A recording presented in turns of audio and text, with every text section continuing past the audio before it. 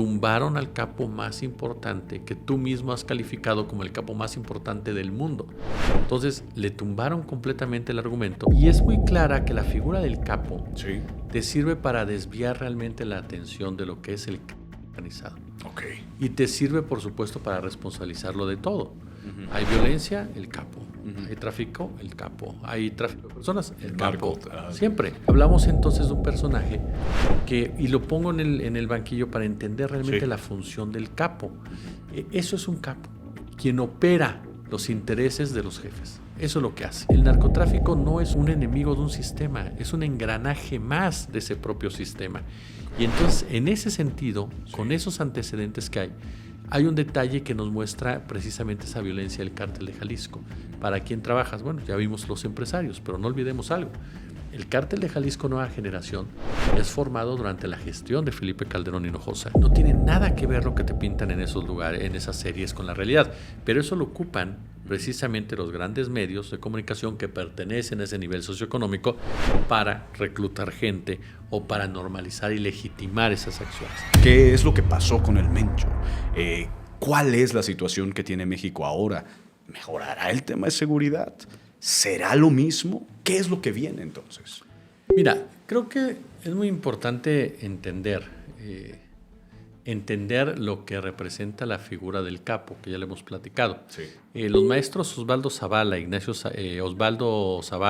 Nacho Alvarado son dos de los grandes periodistas que han logrado dar una explicación pormenorizada de todo ello y que varios de nosotros hemos abrevado de su conocimiento. Y es muy clara que la figura del capo te sirve para desviar realmente la atención de lo que es el crimen organizado. Y te sirve, por supuesto, para responsabilizarlo de todo. Hay violencia, el capo. Hay tráfico, el capo. Hay tráfico de personas, el capo. Siempre. México ha sido un país de grandes capos desde hace décadas. Desde Pedro Avilés, para no irnos tan atrás, que fue el primer gran capo, digámosle así, ¿no? En la década de los 70s, 60s incluso. Sin tocar el caso de Juan Nepomuceno Guerra, que ya estaba operando en esas mismas épocas, ¿no? Pero en el caso de Pedro Avilés, me quiero centrar en él por la liga que viene. Pedro Avilés era más un operador logístico, en realidad era más un personaje que estaba más involucrado en torno a, pues como el narcotráfico en esa época, los mismos militares agarraban la droga y se la llevaban a la frontera y de ahí pasaba y los gringos la dejaban pasar sin problema. Pues el narcotráfico, como sentencia el maestro Froilán Enciso, era incluso una salida para problemas económicos del estado de Sinaloa. ¿No? Muchos campesinos que tenían un problema de precariedad, pues sembraban, vendían y de eso podían estar subsistiendo literalmente. ¿No? Y Pedro Avilés era el gran operador de todo eso, es decir, era el que coordinaba a las grandes familias, a los militares, a las familias de escasos recursos, a los gobiernos, pero no era el jefe. Él era empleado de ciertos intereses como tal. Él era un operador logístico nada más. ¿Estamos hablando de la década de los 70, dijiste? Más o menos, 70s por ahí. No, 70s un poco antes, 60s. Pero hablamos entonces de un personaje que, y lo pongo en el banquillo para entender realmente la función del capo. Eso es un capo, quien opera los intereses de los jefes. Eso es lo que hace. Después se volvió más brutal el asunto cuando empezó a participar activamente la policía, cuando entra la Dirección Federal de Seguridad y cuando se empieza a instrumentalizar el narcotráfico para llevar a cabo acciones políticas. En el caso concreto de México, lo que era la represión en la mal llamada Guerra Sucia. Por eso se traslada el negocio del narcotráfico a Guadalajara en muchos sentidos, porque había la necesidad de poder reprimir a los jóvenes, de poder perseguir a los activistas, de poder cazarlos, y el pretexto eran operativos de narcotráfico. Era incrementar la seguridad, incrementar la militarización con el pretexto de que estamos combatiendo a Miguel Ángel Félix Gallardo, cuando en realidad Miguel Ángel Félix Gallardo era parte de todo el teatro. Pero obviamente la CIA necesitaba controlar esos brotes por parte de los jóvenes mexicanos, protestas que estaban en contra de un sistema económico que estaba consolidándose, que estaba ya en ciernes, que es el propio neoliberalismo, y los jóvenes comenzaban a reclamar en una continuidad de lo que había pasado en los 60s. Entonces, eso es en realidad la estrategia que se empezó a llevar a cabo, una forma de represión de las voces discordantes. Ahí comenzamos a ver entonces a Miguel Ángel Félix, Ernesto Fonseca, Caro Quintero, y se replica completamente el mensaje. Pero hagamos un ejercicio que nos remite el maestro Alvarado. A ver, Amado Carrillo, supuestamente, y digo, ya lo hemos platicado también tú y yo, tenía una flotilla de Boeings. O sea, pensemos por un segundo. Wow, sí. O sea, una flotilla de Boeings que entran y salen de Estados Unidos con droga.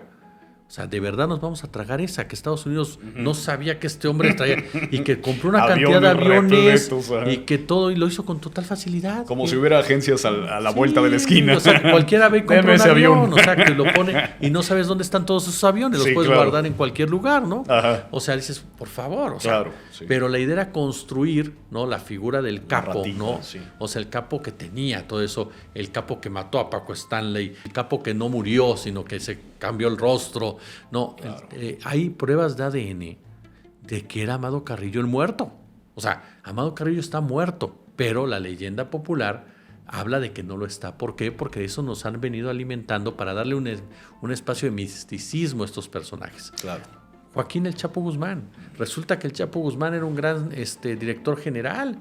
Se convirtió en un empresario brutal. Estaba entre los hombres más ricos del mundo. Sí. Estaba en la lista de Forbes. La pregunta es, ¿en dónde está todo el dinero del Chapo? O sea, esas cantidades de dinero, ¿dónde quedaron? Porque no las tienen los chapitos. Es el cártel más poderoso del mundo. Sí. Tiene ramificaciones en todos lados. Se dedica a una cantidad de negocios impresionantes. Y su contabilidad la llevan en un cuaderno. O sea, y si tú revisas esas narconóminas... Escrito con pluma. Aparte, escrito con pluma. Si tú revisas esas narconóminas, todas las que han salido, porque después sacaron otras que tienen que ver con militares, Guardia Nacional, todo ello. Pero si tú revisas esas narconóminas, pues resulta, como diría Nacho, que el cártel más poderoso del mundo paga propinas, ¿no? Porque ninguna tiene que ver con paraísos fiscales, ninguna tiene que ver con empresas como tales, ninguna tiene que ver con fondos de inversión. Para alcanzar el dinero que dicen que tiene el cártel Jalisco Nueva Generación, no lo haces con inversiones locales. Necesitas entrar al sistema financiero como tal y entras con grandes cantidades de dinero. Por lo tanto, no cuadra en ningún sentido estas narconóminas que alguien puso ahí para mantener esa idea de que el Mencho tenía todos a través de una libretita. No, y retomo incluso el caso del Mayo Zambada. Sí. El Mayo Zambada, lo mismo te decían, maneja el cártel de Sinaloa desde una cabaña en la sierra de Sinaloa. Ajá. O sea, un cártel que todo el mundo te decía, no, es que ya se dedica a esto, se dedica a aquello. Está en todos lados, pero está en todos lados, pero él nada más está en una cabaña y desde ahí se comunica con todo el mundo. O sea, no es desestimar a la gente ni discriminar a nadie, pero no se trata de, como estaban diciendo, si tienes capacidad para hacer dinero, mira, con esto. No, no es cierto, así no funciona. Porque ese es un factor que ha puesto sobre la mesa el doctor Jorge Ramírez, un hombre muy interesante sus puntos de vista de la UDG, en donde plantea precisamente cómo el cártel de Jalisco Nueva Generación vende la propia violencia. Y esto no es descabellado para nada, por varios puntos que el mismo doctor con mucha mayor sapiencia que tu servidor esgrimido, sino también porque el cártel Jalisco Nueva Generación tiene una formación paramilitar. No es un cártel como cualquier otro. Incluso hacemos hasta mal llamándolo cártel, pero me decía un buen amigo, hay que llamarlos así porque la gente ya tiene muy ubicado la palabra.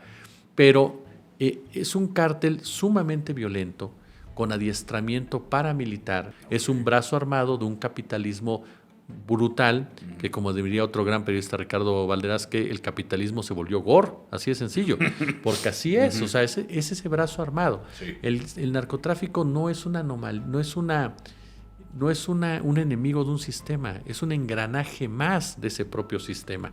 Okay. Y entonces, en ese sentido, con esos antecedentes que hay un detalle que nos muestra precisamente esa violencia del cártel de Jalisco. ¿Para quién trabajas? Bueno, ya vimos los empresarios, pero no olvidemos algo. El cártel de Jalisco Nueva Generación es formado durante la gestión de Felipe Calderón Hinojosa. Es formado, a decir del maestro Paco Cruz, por el propio Genaro García Luna. Y posteriormente se empodera durante el sexenio de Enrique Peña Nieto. Unos detalles. Nace en Guadalajara, entonces, en Jalisco, durante el sexenio de un panista, Emilio González Márquez, y en la presidencia otro panista, Felipe Calderón. Se empodera con dos priistas, Aristóteles Sandoval, que después es asesinado, y el caso de Enrique Peña Nieto en la presidencia. En el caso de Aristóteles Sandoval, esto lo citaba el maestro Ramírez, supuestamente recibió una carta, ¿no?, del Mencho, en donde el Mencho le dice que él se hace cargo de la seguridad Nadie sabe qué respondió, pero lo cierto es que la seguridad se volvió brutal, ¿no? Empezaron los desapariciones, los desplazamientos, las ejecuciones, todo para mantener supuestamente a Jalisco tranquilo. Posteriormente, Aristóteles Sandoval termina su periodo y es asesinado. Muchos dicen fue el Mencho. No fue el Mencho, fue las mismas disputas políticas que llevaron precisamente a la decisión de quitarlo de en medio, porque el tema del cártel Jalisco Nueva Generación se vincula con el Grupo Jalisco, un grupo político que está insertado desde hace muchos años en Jalisco y que tiene presencia, sea el PAN, sea el PRI o sea Movimiento Ciudadano. Entonces, estamos hablando de que el cártel Jalisco opera esa violencia para también los clanes políticos. Entonces, no importa si está el Mencho o no. Por eso a mí mucha gente me decía, una medio enojada, es que tú estás ratificando que está muerto. Le digo, mira, no estoy ratificando si está muerto o no. Es cierto, no hemos visto el cadáver y lo ideal sería haberlo visto de una forma u otra por la trascendencia del personaje. Estoy de acuerdo que hay cuestiones legales, de derechos, que marcan una diferencia de los operativos. Estoy completamente de acuerdo. Pero les digo, a final de cuentas pensemos algo. Si abonamos desde mi punto de vista, que puede estar muy equivocado y no lo hago con el afán de debatir con nadie, pero si seguimos dándole ese lugar de que está vivo y lo están escondiendo, entonces seguimos creyendo que el Mencho era la cabeza de todo un conglomerado internacional violento que responde incluso hasta órdenes de Estados Unidos. ¿Por qué razón?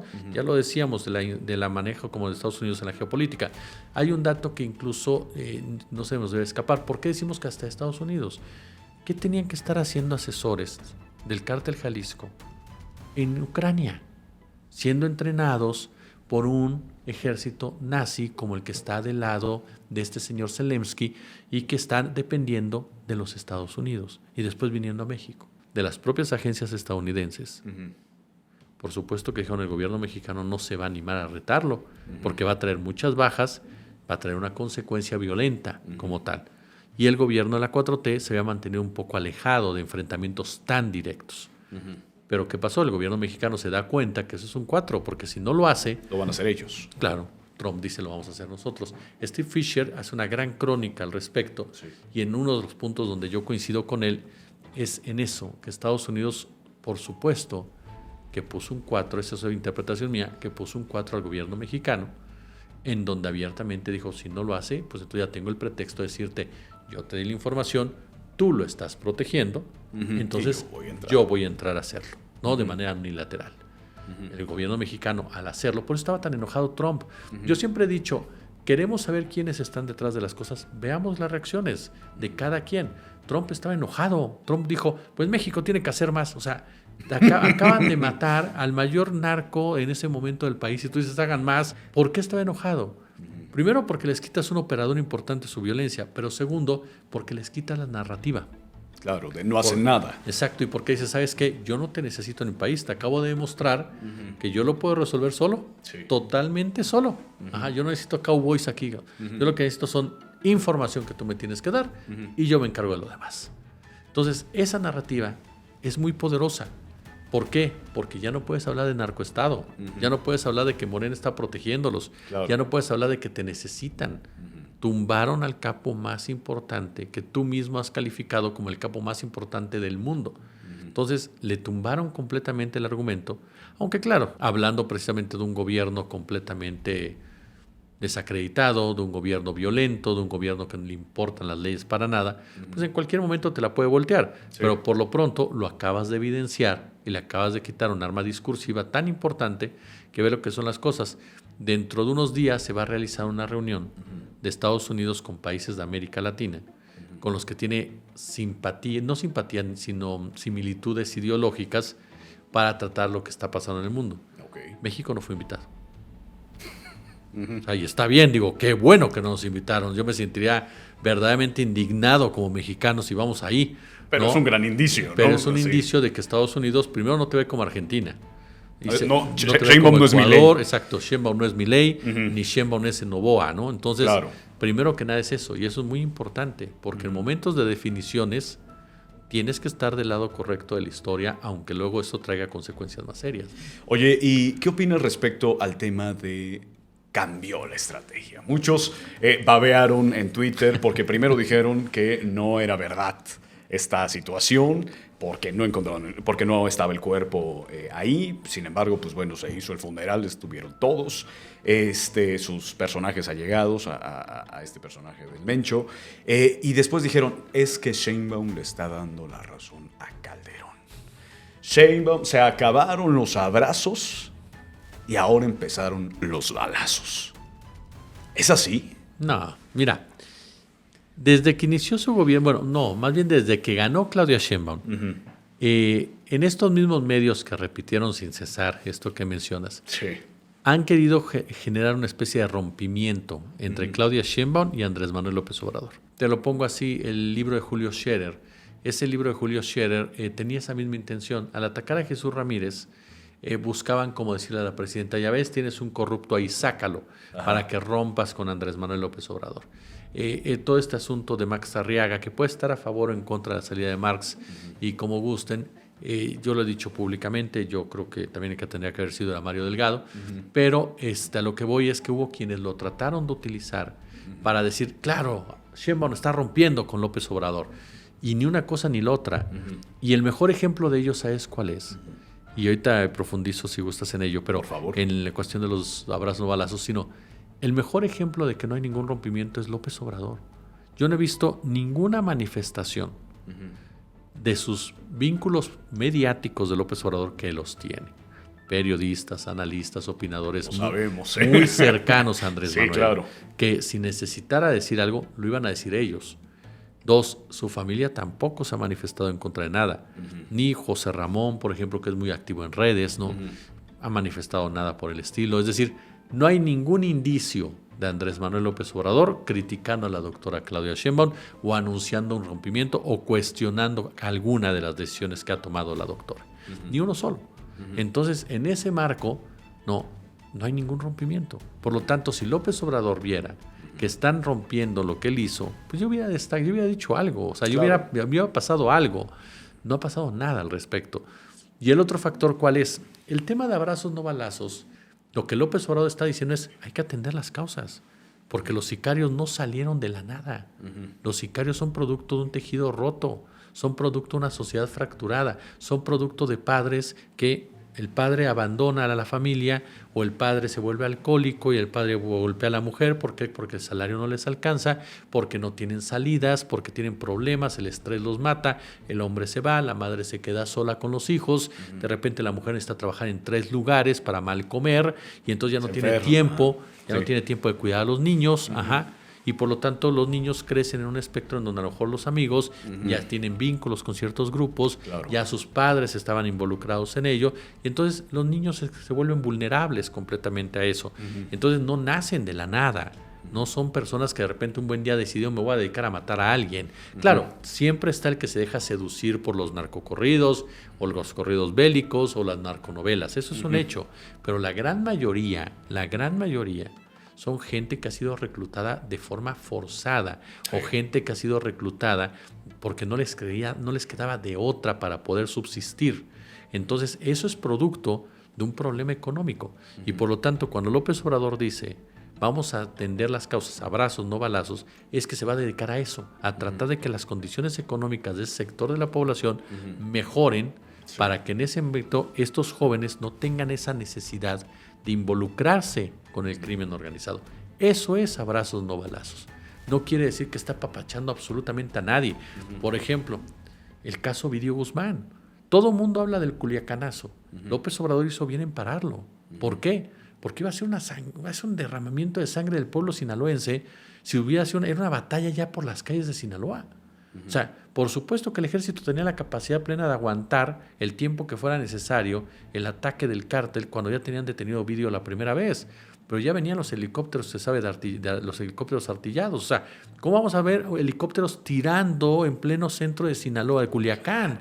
O sea, lo hizo bien Andrés Manuel. Le costó el enojo de la DEA, le costó el enojo del gobierno de Estados Unidos, claro, pero lo hizo bien. También lo hizo que después agarraron a Ovidio, es lo que se le olvida a todos. Después fue el propio Andrés Manuel que agarró a Ovidio Guzmán y lo mandó para Estados Unidos. De una forma no fácil, porque había sido hasta ese momento el operativo que más militares muertos había dejado, pero lo agarró y se los entregó. Es decir, les demostró cómo se hacían las cosas y no era nada más al estilo Cowboys. Entonces, ¿cuáles abrazos? Detuvo a varios capos, muchos de los que se fueron, que ahora los entregaron, eran detenciones de Andrés Manuel López Obrador. Sí, la mayoría eran de él, sí. Por eso cuando nos dicen, Calderón tenía razón, no es verdad, Calderón jamás tuvo razón, porque hay 3 puntos que son básicos en todo ello. Primero, Calderón no tenía la legitimidad de Claudia Sheinbaum. Okay. Lo que quieran reconocer o no, los amigos panistas no la tenía. A final de cuentas, al haber tantas acusaciones de fraude y pruebas de fraude, ya no eres legítimo. Entonces, a partir de ahí, Calderón ya tiene un problema. 2, Calderón saca al ejército sin ninguna ley que facultara para ello la actuación del ejército. Y así duró años el ejército. Claudia Sheinbaum lo saca bajo otra ley completamente que incluso controla la letalidad del ejército. Y hay un tercer factor que también se vuelve clave en todo ello, la forma en cómo se enfrentan las consecuencias de. Lamentablemente, sí hubo personas civiles que sin deberla ni temerla perdieron la vida, pero jamás se les dio el trato de daños colaterales.